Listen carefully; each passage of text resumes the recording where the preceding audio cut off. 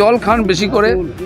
সাধারণত মানুষ কি করে, মিষ্টি খায়, কোকাকোলা খায়, কোনো অপ্রাকৃতিক জিনিস খাবেন না, কেমিক্যালস নেবেন না। ডাব খান, ডাবের দাম বেশি। লেবু জল খেতে পারেন, নুন লেবু মিশিয়ে, চিনি হালকা দিয়ে। তো আর সাদা জল, ঠান্ডা জল, ফ্রিজের জল খাবেন না, সাদা জল খান যথেষ্ট। শরীর থেকে যে ঘাম বেরিয়ে যাচ্ছে, নুন বেরিয়ে যায়, অল্প নুন দিয়ে খান, তাতে শরীর ভালো থাকে। আপনি নিজে কি খাদ্যাভ্যাস মানে? আমি ডাল ভাত খাই সারা বছর, আর সকালে 2টো রুটি আর সবজি খাই, রাত্রেও তাই খাই। দুপুরবেলা ডাল ভাত খাই, মাছ খাওয়ালে 1 পিস মাছ খাই। সাধারণ সবজি ডাল ভাত সবাই খান। বেশি কিছু যাদের অভ্যাস মাছ মাংস এটা ওটা খাওয়া একটু অ্যাভয়েড করুন। 2 দিন না খেলে মানুষ মরে না, খেলে কিন্তু মরার সম্ভাবনা থাকে।